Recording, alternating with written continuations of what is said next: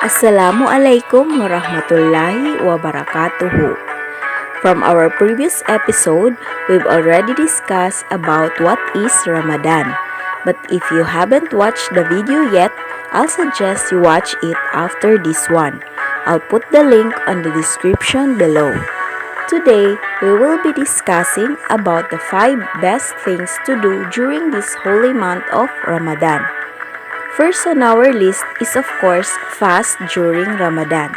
Fasting is the most significant duty during Ramadan. All adult Muslims in the world must abstain from eating or drinking between sunrise and sunset except for those who are ill, the elderly, and pregnant or breastfeeding or menstruating women. It is an obligation for a Muslim to refrain from eating, drinking, sexual activity, and all forms of immoral behavior, including impure or unkind thoughts between dawn and dusk. The reward of fasting and praying in this month is so great that the Prophet ﷺ states, "Whoever fasted the month of Ramadan out of sincere faith and hoping for reward, then all his past sins will be forgiven, and whoever stood for the prayer on Laylatul Qadr out of sincere faith and hoping for reward, then all his previous sins will be forgiven." Agreed upon. Number 2. Perform Salah. Prayers must be observed 5 times a day, not only during Ramadan but every day for a Muslim. Every day starts with Fajr prayer during dawn, followed by Dhuhr prayer at noontime. Third is Asr prayer, afternoon prayer at 3 p.m. Fourth is Maghrib during sunset, the time for breaking the fast or iftar, and concludes with Isha prayer that starts 7 p.m. at night.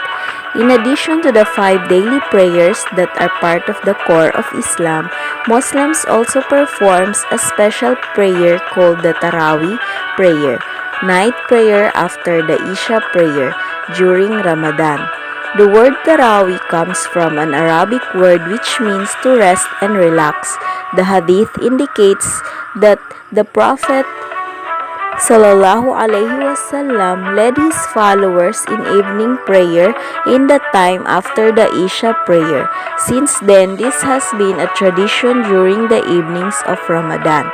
Aside from obligatory prayers, the believers also perform sunnah prayers, witr prayer, and tahajjud, or the night prayer. Prayer between Isha and Fajr, especially during Ramadan, because it is believed that the spiritual rewards of every good deed are multiplied.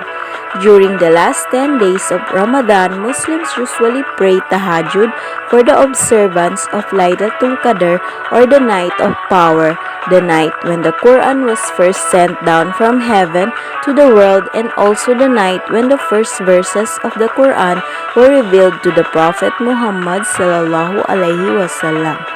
The night is not comparable to any others in view of Muslims, and according to a tradition, the blessings due to the acts of worship during this night cannot be equaled even by worshipping throughout an entire lifetime.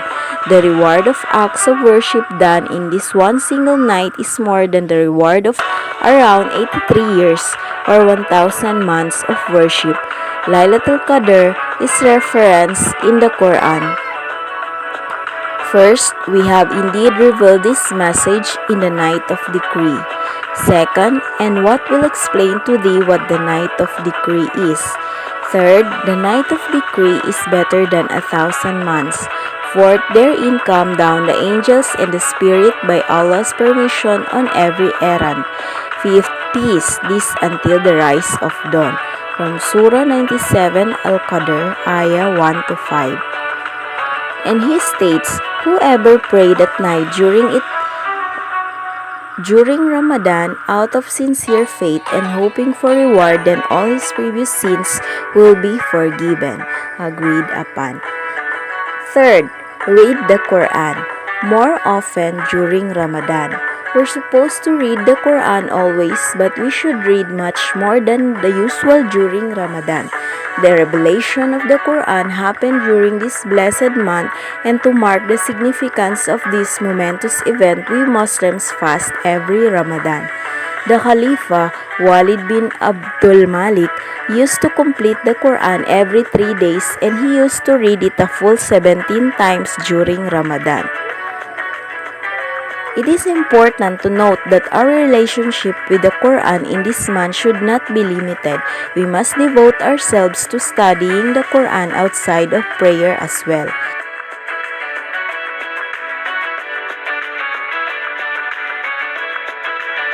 Fourth, give zakat, give in charity, donate and reach out to those in need as Ramadan encourages compassion and brotherhood. Offer zakat, which is a percentage of your wealth, to charitable causes. This is also one of the 5 pillars of Islam. Aside from money, you could also donate foods or a quality used clothing.